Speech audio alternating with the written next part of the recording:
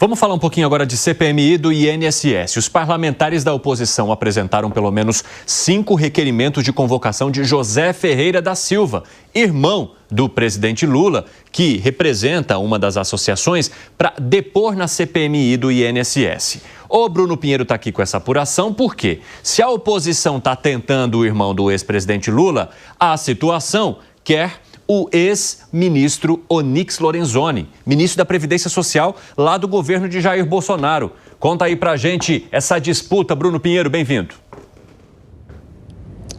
A história é essa, acirradíssima, viu, Evandro? Ótima tarde a você, aos nossos comentaristas que nos acompanham nesta sexta-feira. Inicialmente, não estava no radar da oposição de já convocar nos primeiros dias, para não ficar um tom de que era algo eleitoreiro, oportunista, convocar o irmão do atual presidente da República, Luiz Inácio Lula da Silva. Mas os aliados do governo anteciparam. A gente contou aqui com exclusividade, inclusive, que o deputado Rogério Correia antecipou e convocou, levou o requerimento para convocar, melhor dizendo, o ex-presidente Jair Messias Bolsonaro. A oposição viu então que o jogo era jogado, resolveu convocar então o irmão do presidente Lula. Já são 5 requerimentos na mesma linha para ouvir José Ferreira da Silva, que é vice-presidente de um sindicato investigado nesta operação da Polícia Federal sobre esse escândalo do INSS, que faturou milhões de reais com esse escândalo, com vários descontos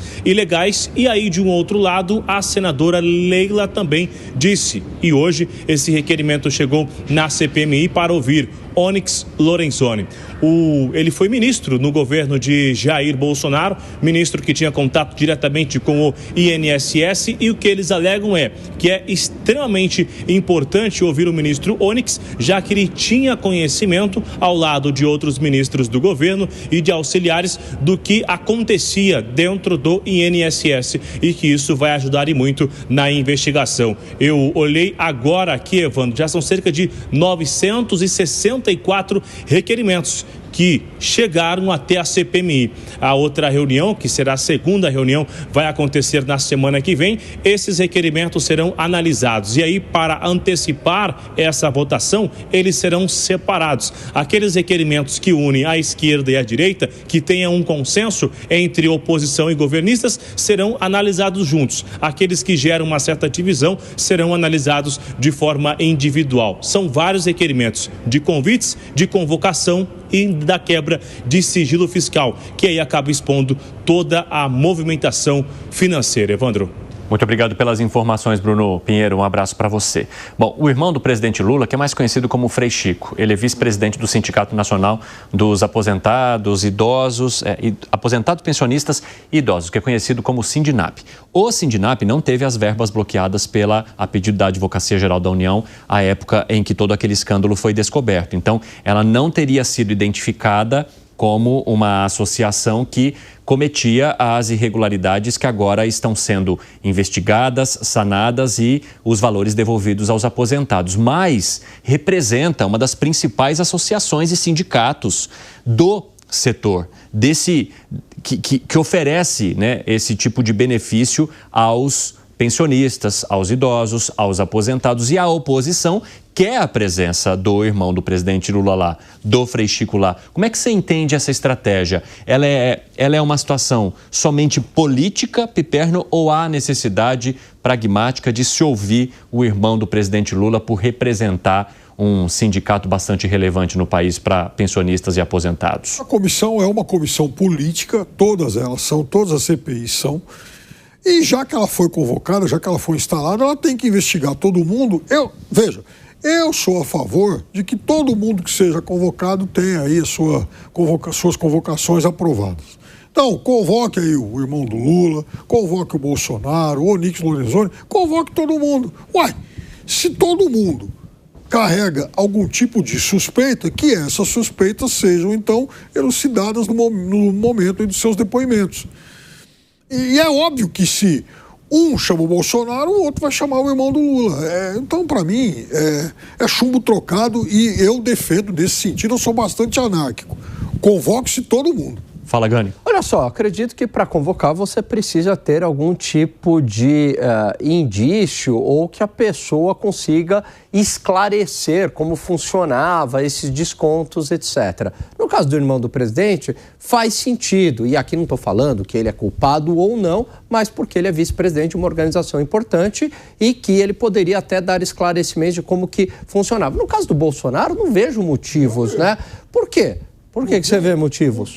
Já citei esse caso. Mas a Polícia Federal tem autonomia, não dá para ele controlar todos.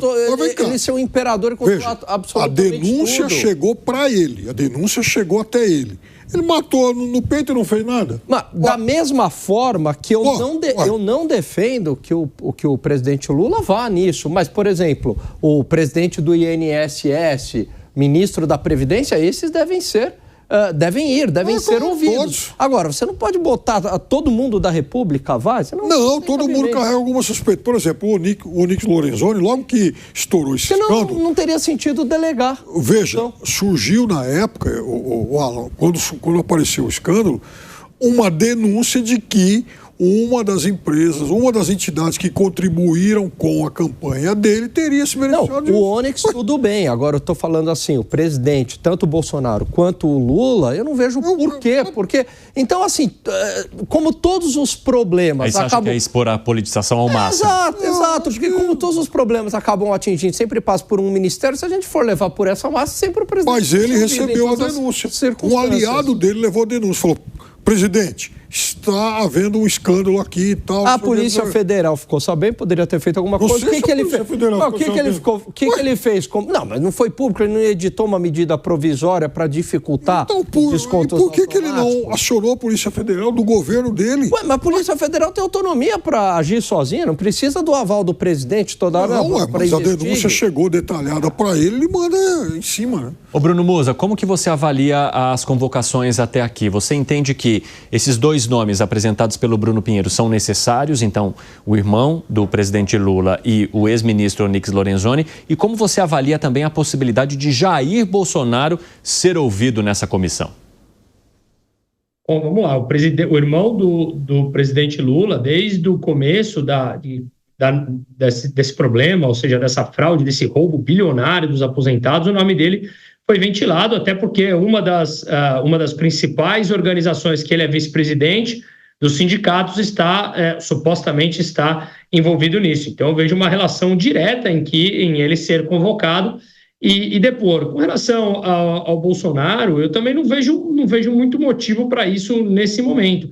A Onyx Lorenzoni, aí eu vou nessa linha do que o próprio Piperno acabou de comentar, que seja convocado e que seja esclarecido os fatos. O grande ponto para mim é que tudo isso seja despolitizado. Afinal de contas, a gente parece que discute a política de algo e esquece do fato em si. O fato em si é que bilhões de aposentados foram mais uma vez saqueados. E eu estou falando mais uma vez porque, alguns anos atrás, nos outros governos do PT, também foram saqueados os fundos de pensão das principais estatais.